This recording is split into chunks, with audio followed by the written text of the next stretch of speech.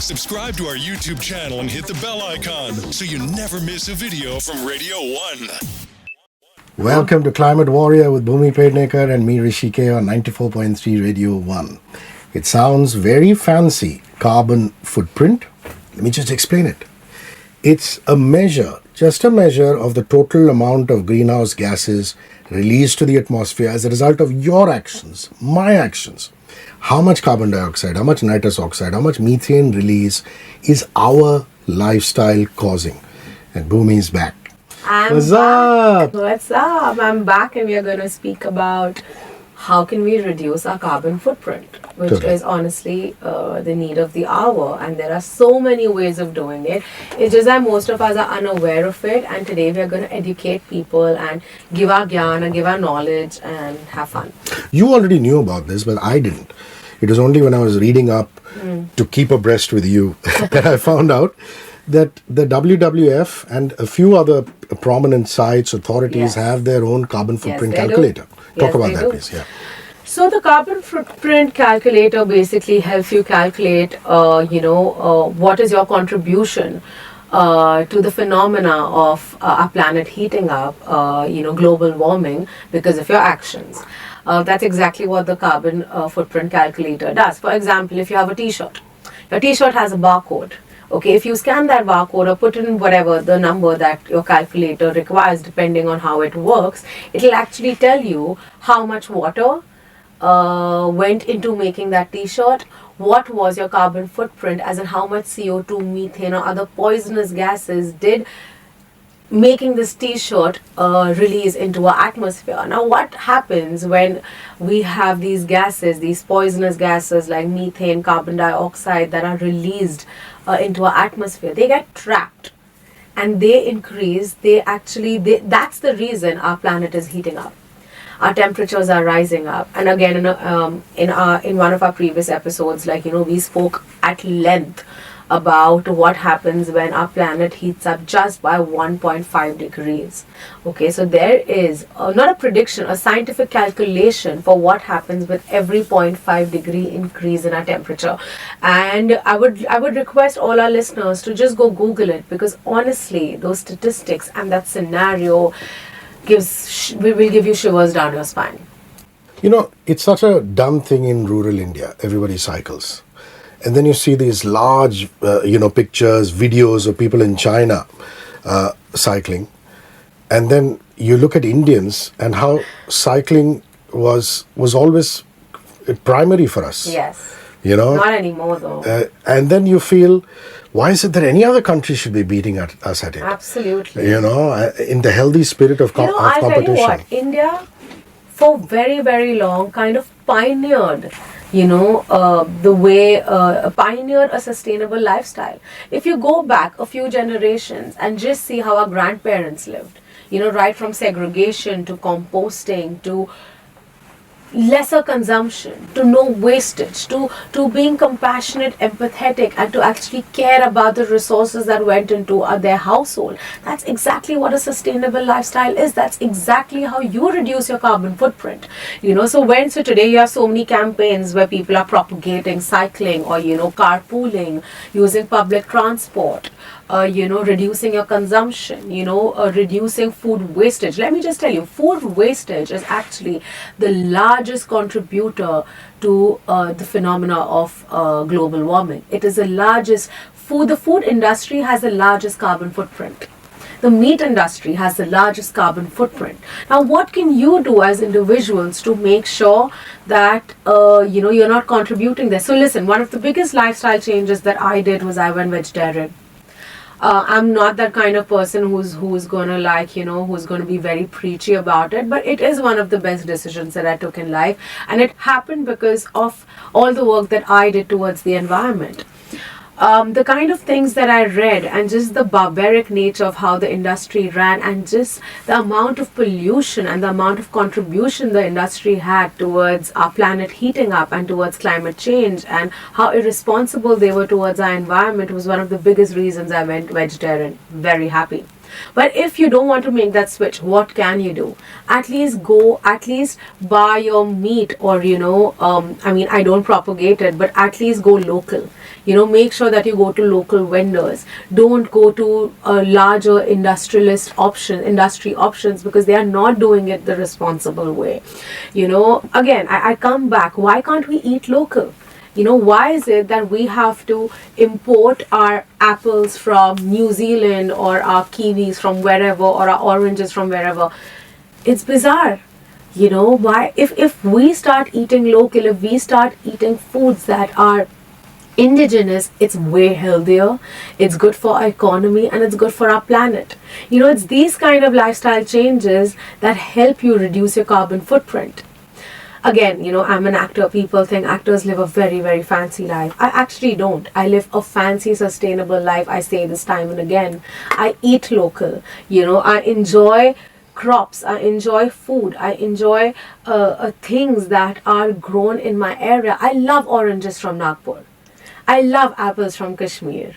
I eat things that are local to me. And that's very, very important. And that should be the case for everything, be it fashion, be it, even if I'm a girl, I love shopping, okay? I love having a great wardrobe, but I'm responsible about it. I know that making one t-shirt is going to require thousands of liters of water. Do I need a new t-shirt every day? No. I recycle, I upcycle, I reuse. I've really changed my habits, because I know every action of mine is contributing to our planet becoming hotter. Every action of mine is contributing to me abusing the natural resources that we have. So it can be my food habits, it can be my travel habits, it can be what I wear, what I do. Everything of mine, every communication of mine is only about reducing my carbon footprint. It's wonderful that companies, a lot of IT companies in India, are now incentivizing the use of cycles. Yes. And you're being given cycles, you're being given incentives to cycle to work.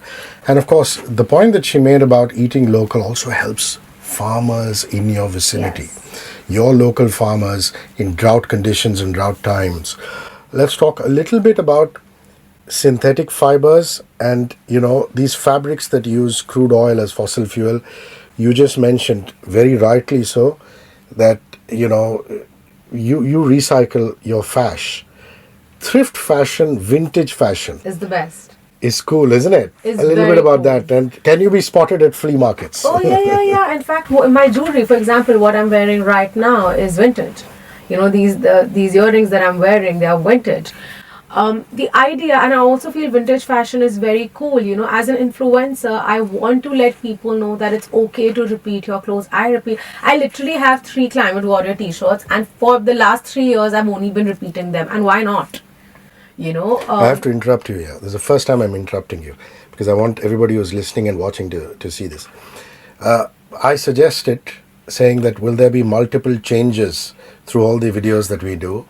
And it turns out that Bhumi made the right climate choice, the right carbon footprint choice, which is the Climate Warrior t-shirt. And really, I've realized how we've reduced the carbon footprint of this shoot, of this recording. Exactly. And small little things, like I always have this bag, okay, this cane basket that has my cutlery, my bottle. Even if I'm going and picking up a takeaway coffee, I make sure that I send my tumbler instead of like a plastic cup with a plastic straw coming to me. Everything that I use is reusable.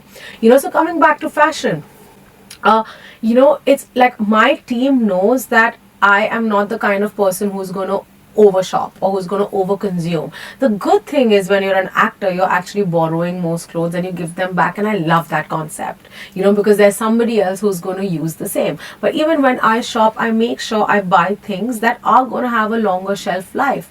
I buy things that are responsibly produced. And today, that small little label, take 10 more seconds and read that label, and you will know the material that goes into making, whether it's polyester, it's organic cotton, it's silk, whatever it is. Know the amount of fossil fuel that has been burnt into making that piece of clothing, the amount of water that has been wasted into making that piece of clothing. Again, I'm not saying stop living your life. Live your life. I live mine. I mean, go on to my Instagram. You will see I live my life. The point is you need to be responsible. The point is you need to live your life in a way where you reduce your carbon footprint. And the thing, Hrishi, is that this is the need of the hour. Today we feel we have everything in abundance. 10 years from today, 2030, we will not have these things in abundance. What are we going to do then? What are we going to do when we are not going to have enough food or enough water to drink, or when we are not going to have... I mean, look at this, the dystopian world that we live in, okay? We had a pandemic. Our air is so polluted that most homes that can afford what do you call it? Yeah, like a filtration system, like an air filtration system. Most homes that can afford one have one. Look at what we are doing to the younger generations to come, yeah? They don't have the freedom to go out and play because the air is so polluted. Or it's so hot. Our summers are so hot. We have areas that have touched 53 degrees. There are people that are dying of heat strokes in Canada. The Arctic saw the warmest summer ever. It's crazy. We just got over COVID and now we have an attack of dengue. And this is not just in India. This is happening worldwide. Today the Amazon is giving out more carbon dioxide than it's absorbing. Isn't that scary? There are man-made fires. The last 2 years have only been about forest fires, droughts, flash floods, about disease outbreaks. And all this is caused by us. All this is caused because our carbon footprint is so high, because we aren't stopping. Our planet is heating up. And I really hope that, through all our episodes and all the conversation that we've had, people kind of wake up and understand that humanity is in the largest crisis ever seen. And we really need to do something about it. Get our act together. The last thing before we wrap this up is the straw. I believe it takes 200 years for a plastic straw to decompose. Right. Plastic straw, sanitary napkins, diapers, plastic cups, cutlery, packaging. It all takes hundreds of years for that piece of plastic to decompose. You have countries like Japan where 80% of plastic ever manufactured is recycled. That's what we need. And I understand it's tough, like for developing countries, because we aren't the larger contributors to the problem. It's developed countries that saw industrial development way before us, that they are the ones that have caused our planet to reach this tipping point. But unfortunately, we need to be a part of the solution. We need individuals to kind of take charge and bring about that change. Like, as you can see, I don't use single-use plastic straws. On an earlier episode where we spoke about the problem of plastic, we spoke about this one instance where this picture of a turtle who had a straw through his nostrils went viral, and there's so many of these. Let's not just look at that image and feel bad and move on. Today it's your children who are going to be affected. Today microplastic is found in a fetus. We need to be scared. There's microplastic in the air that we are breathing. And just by getting filtration systems and whatever they are called, I've just forgotten, that's not the solution. You can't live in the four walls of your house. Anyways, I'm getting rather overwhelmed. and rightfully so. And some of it is rubbing off to me and to everybody who's listening or watching. Reduce your carbon footprint today, please. And keep watching Climate Warrior with Bhumi Pednekar. Are you cycling to work? Eating local? Being responsible about your consumption? This means you are a climate warrior because you are reducing your carbon footprint. Call us in, send us your videos so that we can celebrate the climate warrior you are, and you might stand a chance to actually meet me. See you guys soon. If you like this video, then subscribe to our channel and press the bell icon so you don't miss out on more content.